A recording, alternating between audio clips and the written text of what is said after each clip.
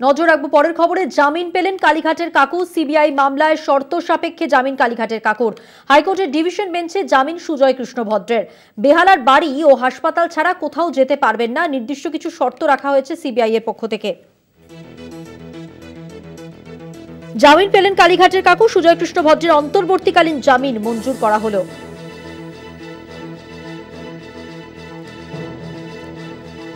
সুজয় কৃষ্ণ ভদ্র তার অন্তর্বর্তীকালীন জামিন মঞ্জুর।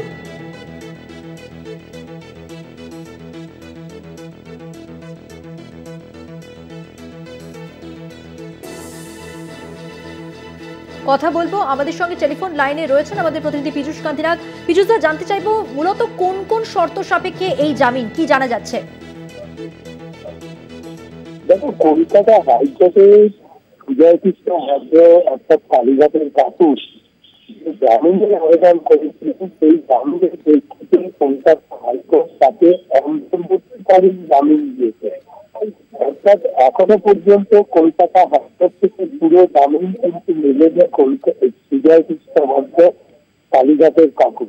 এই জামিনের অন্তর্বর্তী জামিনও কিন্তু বেশ কিছু শর্ত আরোপ করেছে কলকাতা হাইকোর্ট। অর্থাৎ এই কালীঘাটের কাকু তিনি বাড়ি, বেহালার বাড়ি এবং হাসপাতাল ছাড়া অন্য কোথাও তিনি যেতে পারবেন না। তার বাড়ির বাইরে সিআরপিএফ মোতায়েন থাকবে, সিবিআই তার উপরে নজরদারি রাখবে। তিনি দুটো মোবাইল ব্যবহার করতে পারবেন, সেই দুটো মোবাইল নাম্বার সিবিআইকে দিয়ে রাখতে হবে এবং তার চিকিৎসা সংক্রান্ত বিষয়ে চিকিৎসক, আইনজীবী এবং পরিবারের সদস্য ছাড়া অন্য কেউ তার সাথে দেখা করতে পারবে না। এই শর্ত সাপেক্ষে তার অন্তর্বর্তীকালীন জামিন মঞ্জুর হয়েছে। এই জামিন মার্চ মাস পর্যন্ত বহাল থাকবে, অথবা তার যে জামিন সংক্রান্ত মামলার আবেদন, সেই আবেদনের নিষ্পত্তি না হওয়া পর্যন্ত এই অন্তর্বর্তীকালীন জামিন বজায় থাকবে বলে নির্দেশ কলকাতা হাইকোর্টের বিচারপতি অরিজিৎ বন্দ্যোপাধ্যায় ও বিচারপতি অপূর্ব সিনহার ডিভিশন বেঞ্চে। এই রায়টিতে গিয়ে বিচারপতিরা পর্যবেক্ষণ করেছেন যে এই যে ঘটনা যথেষ্ট গুরুত্বপূর্ণ এবং সেই অভিযোগ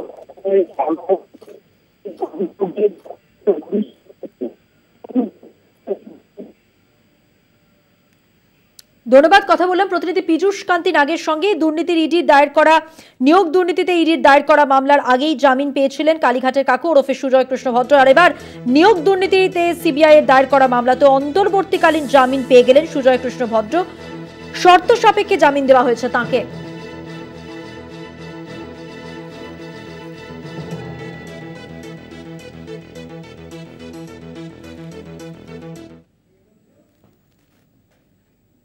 অন্যদিকে নিয়োগ মামলায় ফের জেলে ঠাঁই পার্থ চট্টোপাধ্যায়। 20 জানুয়ারি অসুস্থ হওয়ায় হাসপাতালে নিয়ে যাওয়া হয় প্রাক্তন মন্ত্রীকে। হাসপাতাল থেকে ছাড়লে প্রেসিডেন্সি সংশোধনাগারে ফিরলেন পার্থ চট্টোপাধ্যায়। 14 ফেব্রুয়ারি পার্থ চট্টোপাধ্যায়কে সুস্থ ঘোষণা করা হয় ওই বেসরকারি হাসপাতালের পক্ষ থেকে।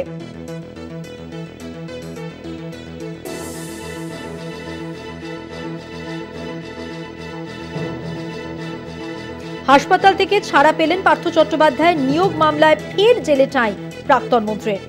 নিয়োগ দুর্নীতি মামলায় এখনো জেল হেফাজতেই রয়েছেন পার্থ চট্টোপাধ্যায়। গত 20 জানুয়ারি জেলে আচমকাই অসুস্থ হয়ে পড়ায় তাকে এসএসকেএমে নিয়ে যাওয়া হয় চিকিৎসার জন্য। সেখান থেকে 28 জানুয়ারি রাতে বাইপাসের ধারের একটি বেসরকারি হাসপাতালে নিয়ে যাওয়া হয় তাকে। হাসপাতাল থেকে ছাড়া পেলেন রাজ্যের প্রাক্তন মন্ত্রী পার্থ চট্টোপাধ্যায়। দক্ষিণ কলকাতার বেসরকারি হাসপাতাল থেকে নিয়োগ দুর্নীতি মামলায় অভিযুক্ত পার্থ চট্টোপাধ্যায়কে ফিরিয়ে নিয়ে যাওয়া হল প্রেসিডেন্সি সংশোধনাগারে। আজ দুপুরে তাকে হাসপাতাল থেকে ছাড়া হয়েছে। আপাতত তাকে আলাদা করে কোনো পরীক্ষা করাতে দেওয়া হয়নি। নানা শারীরিক সমস্যার কারণে নিয়মিত বেশ কিছু শারীরিক পরীক্ষা করতে হতো পার্থ চট্টোপাধ্যায়, সেগুলি আগের মতোই চলবে বলে জানানো হয়েছে হাসপাতাল সূত্রে।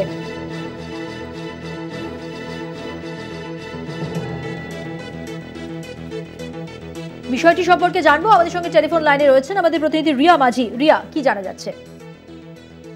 দেখো, পার্থ চট্টোপাধ্যায় এই মুহূর্তে সুস্থ রয়েছে এবং সেই কারণের জন্যই তাকে বেসরকারি হসপিটাল থেকে তাকে ছেড়ে দেওয়া হয়েছে। তাকে আজকে আনা হয়েছে প্রেসিডেন্সির জেলে বলে এমনটাই সূত্র মারফত জানা গিয়েছে। আমরা জানি যে তিনি অসুস্থ হয়ে 20 জানুয়ারি তিনি গিয়েছিলেন এবং কোর্টের নির্দেশেই তাকে বেসরকারি হাসপাতালে নিয়ে যাওয়া হয়েছিল। প্রথমে এসএসকেএম এ তাকে নিয়ে যাওয়া হয়েছিল এবং সেখান থেকে বেসরকারি হাসপাতালে স্থানান্তর করা হয়েছিল এবং তার যে বাথরুমে মাথা ঘুরে পড়ে গিয়েছিলেন তিনি এবং তারপর থেকে তিনি অসুস্থ ছিলেন। তবে 14ই ফেব্রুয়ারি তাকে তিনি সুস্থ আছেন বলে বেসরকারি হসপিটাল জানায় এবং যেটা বলা হয়েছিল কোর্টের তরফ থেকে যে তিনি যখন সুস্থ হবেন সেই যে ডাক্তারের কি পরামর্শ ডাক্তারকে জানাতে হবে এবং সেই ডাক্তাররা জানায়, কোর্টকে জানায়, সেই বেসরকারি হসপিটাল 14ই ফেব্রুয়ারি জানায় যে তিনি সুস্থ রয়েছেন এবং তারপরেই আজকে তাকে ডিসচার্জ করা হয় এবং ডিসচার্জ করার পরে ফের তাকে প্রেসিডেন্ট জেলেতেই নিয়ে যাওয়া হয় আজকে। ধন্যবাদ রিয়া, কথা বললাম প্রতিনিধি রিয়া মাঝির সঙ্গে।